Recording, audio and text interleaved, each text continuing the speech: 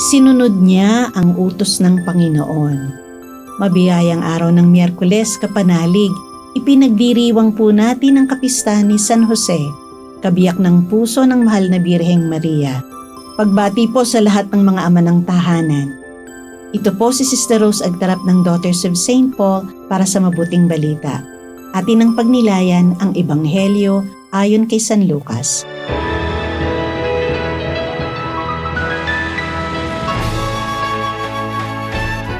Pumupunta taon-taon sa Jerusalem ang mga magulang ni Jesus para sa piyesta ng Paskwa.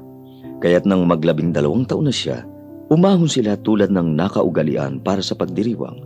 Subalit nang umuwi na sila pagkatapos ng mga araw ng piyesta, naiwan sa Jerusalem ang batang si Jesus nang hindi namamalayan ng kanyang mga magulang. Sa pag-aakalang kasama siya ng iba pang mga kasamahan, maghapon silang nakipaglakbay at noon nila hinanap ang bata sa mga kamag-anakan nila, mga kakilala. Nang hindi nila siya matagpuan, bumalik sila sa Jerusalem sa paghahanap sa kanya.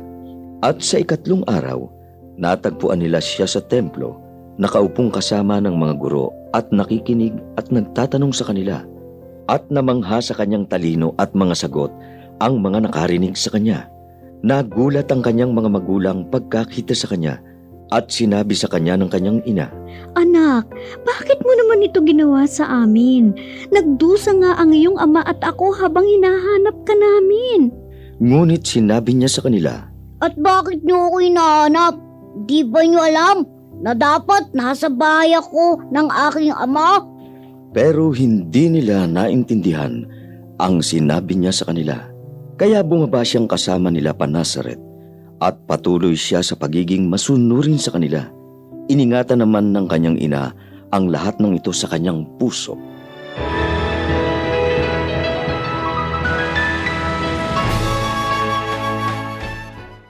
Sa araw na ito ay pinagdiriwang natin ang kapistahan ni San Jose bilang butihing kabiyak ng puso o esposo ng ating mahal na Birheng Maria. Inaalala rin natin ang lahat ng ama ng tahanan. Ipinakikita ni San Jose ang mga katangian ng isang mabuting esposo at ama. Bagamat tahimik ang ebanghelyo tungkol kay San Jose sapagkat halos hindi siya nagsalita, mababakas naman ang kabutihan ng kanyang puso sa kanyang paggawa. Kahit nakakaunti o halos wala siyang sinabi, inilalarawan si San Jose bilang isang taong matuwid, a just and righteous man, ika nga. Matapat siya, hindi lamang sa pagsunod sa mga tuntunin o batas ng kanyang pananampalataya. Gayon din naman, matapat siya sa ganap na pagsunod sa kalooban ng Diyos. Bagamat hindi niya ganap na nauunawaan, naiintindihan ng kanyang panaginip, nabanaagan niya, tumalima pa rin siya sa sinabi ng anghel. Mababakas din ang kanyang pag-ibig sa mahal na ina sapagkat ayaw niya itong mapahiya o masaktan. Itinaguyod niya ang kanyang pamilya at napalaki ang batang si Jesus ng mabuti maayos. Mga kapanalig, tularan natin si San Jose. Hindi man siya masalita, hitik naman sa mabubuting gawa. Upang maging huwarang ama, asawa, mahalin ang pamilya, maglingkod at itaguyod sila. Higit sa lahat, buksan ang isip at puso at ganap na sumunod sa kalooban ng Diyos.